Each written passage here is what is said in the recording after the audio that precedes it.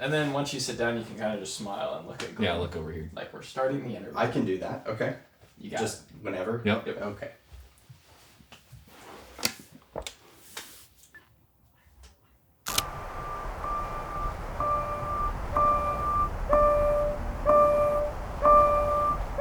I grew up in the church, and the church that I grew up in, one of the things that I remember most starkly from my experience in that environment was being told, don't run in God's house. That, to me, was a sign and a signal that you don't play here. You don't play in relationship to God. And so joy was something that you sang about from a dusty hymnal, and joy was something that was preached about from a guy in a pulpit wearing a gray suit that smelled like Aqua Velva. But joy wasn't something that you experienced and didn't seem real and tangible or very honest. But I was drawn to it nevertheless.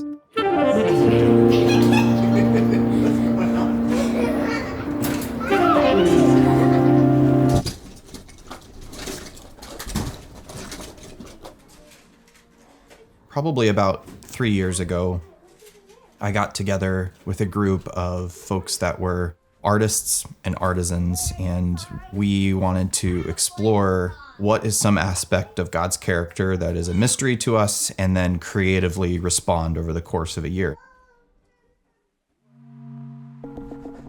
The first year that I did this, the word that I was exploring was vitality.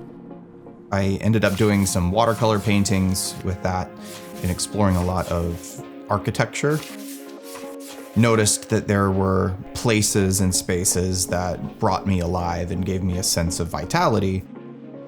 One person noticed a couple different things that were really curious to me.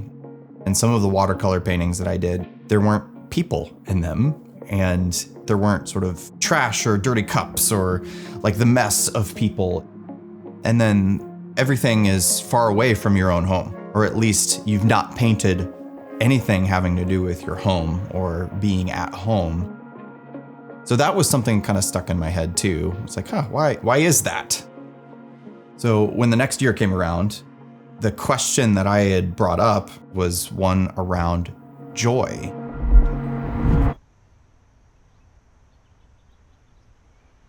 What is joy? Take that question and live that question a bit. I started looking for joy in all of the different places. I experience joy when I am around people that are smiling and excited. Like that feels like a joyful experience. That was kind of like one punctuating moment for me, that joy is the experience we have when you're in the presence of somebody who delights in you. What is that like to be delighted in, and then also to offer the delight to other people too? But joy has to be present in the hard things too. It can't just be something that you're happy all the time. That's not joy. Joy has to be present in the hard stuff too.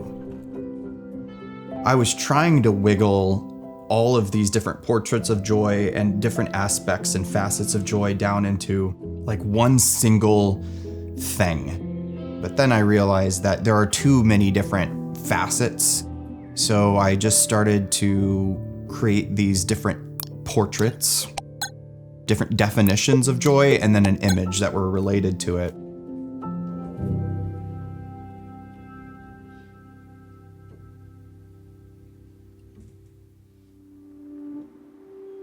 I think if we walked out of here and you asked, is Wes the most joyful father and husband at all times? I don't know that they'd be like, oh my gosh, yes, like he's totally like whatever. But I think that in me, there is a greater awareness of the value of play. There's a greater awareness of celebrating when the kids are excited and joyful and not just telling them to be quiet all the time. My body being present with them and playing and getting down on the ground on their level and just sort of like playing cars for a minute or whatever it is. I'm more aware of that now, that I hope is getting communicated in some capacity. Joy is the experience that you have when you're in the presence of somebody who delights in you.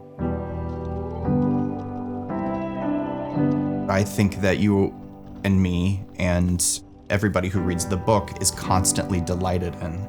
I think they are constantly in the presence of someone who I believe is God, who delights in them. And so I always had the image in my head of that as like a father sort of getting down on his knee and like opening his arms and like letting the kid run into his arms and embracing him. The joy that they can experience is something that they can choose, that they can access at any given point, because that's a constant. That sense of delight is a constant.